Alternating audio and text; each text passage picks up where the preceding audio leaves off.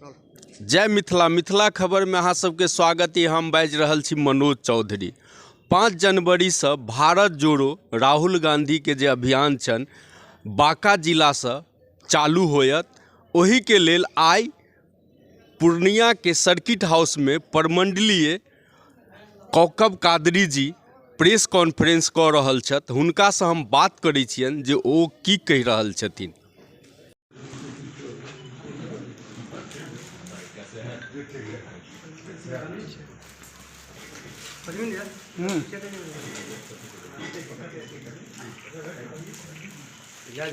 जी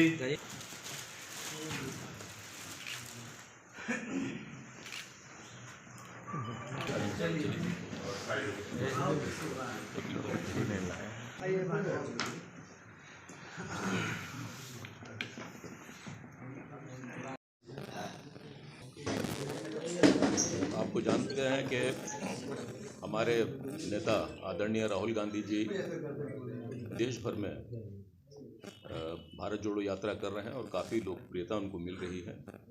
इसी क्रम में अखिल भारतीय कांग्रेस कमेटी के निर्देश पे सुबह बिहार में भी तारीख से हमारे अखिल भारतीय कांग्रेस कमेटी के सम्मानित अध्यक्ष आदरणीय खरगे जी द्वारा इसकी शुरुआत की जाएगी, जिसमें निश्चित रूप से हमारे सूबे बिहार के प्रभारी भक्त चरण दास जी, सूबे बिहार के नवनियुक्त हमारे अध्यक्ष डॉक्टर अखिलेश प्रसाद सिंह जी और तमाम हमारे सम्मानित विधायक, पूर्व विधायक, सांसद, जिला के तमाम अध्यक्ष, प्रखंड अध्यक्ष और सूबे बिहार में इस यात्रा को सफल बनाने के लिए जो हमारे जितने भी पर्यवेक्षक नियुक्त हुए हैं, उनकी एक विशाल रैली मंदार से 5 तारीख को शुरू होगी।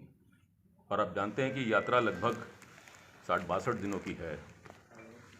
देश में जिस तरह की स्थिति पिछले 7-8 सालों में भारतीय जनता पार्टी की सरकार में रहा है, उससे देश में एक अनिश्चितता का माहौल बना है। खास करके हम समझते हैं कि भारत की जो एकता, अखंडता और गंगा जमनी तहजीब है, उससे हमारी छवि न देश में बल्कि बाहर भी खराब हुई है। और इसी सिलसिले में हमारे नेता आदरणीय राहुल गांधी जी ने ये प्रण किया कि भारत को जोड़ने की आवश्यकता है।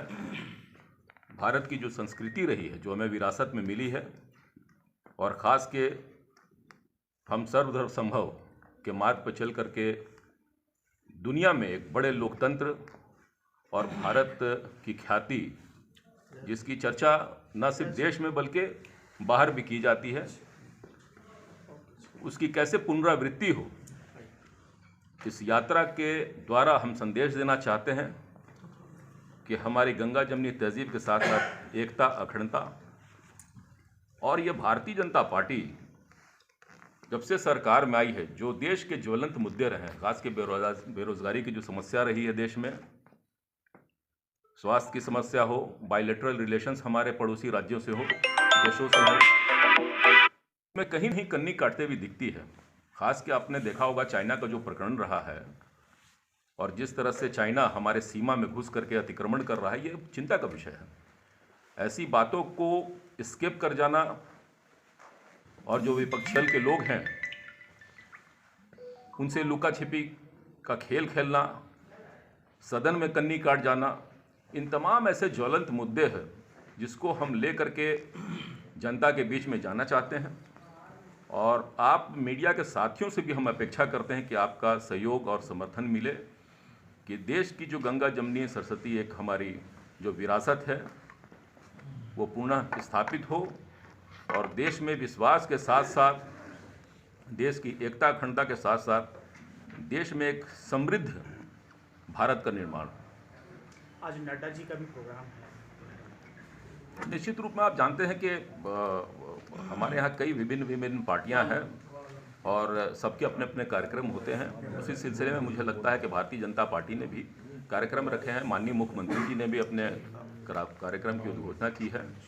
तो ये अपने अपने कार्यक्रम चलते रहते हैं, लेकिन सबसे बड़ा प्रश्न है भारत जोड़ो यात्रा, जिसकी ख्याति आप देखिए देश में विदेशों में चर्चा हो रही है। रात और दिन पैदल 4000 किलोमीटर हमारे आदरणीय नेता, लोकप्रिय नेता राहुल गांधी जी चल रहे हैं और अपार जन समर्थन मिल रहा है। पिछले दिनों हम तमाम बिहार के भी साथियों को मौका मिला था उनके साथ दिल्ली में चलने का। तो मैं समझता हूं कि एक नया ऊर्जा का निर्माण, एक नए राष्ट्र का निर्माण, और आने वाले समय में देश में जब लोकसभा का चुनाव होगा तो एक नए समीकरण के साथ फिर से देखिएगा कि पुनः जो है कि एक लोकतांत्रिक सरकार आपको मिलेगी। सर, नोटबंदी का कांग्रेस विरोध करती थी, अभी सुप्रीम कोर्ट ने आदेश दिया है, उस पर क्या कहना? देखिए, नोटबंदी नीतिगत फैसले ज़रूर थे भारतीय जनता पार्टी की सरकार के, लेकिन जिस तरह से आनन फानन में जो फैसले लिए गए थे, आप भी जानते हैं, मीडिया के साथ ही आप भी कहीं ना कहीं लाइन में लगे होंगे और तमाम लोगों को असुविधा हुई थी।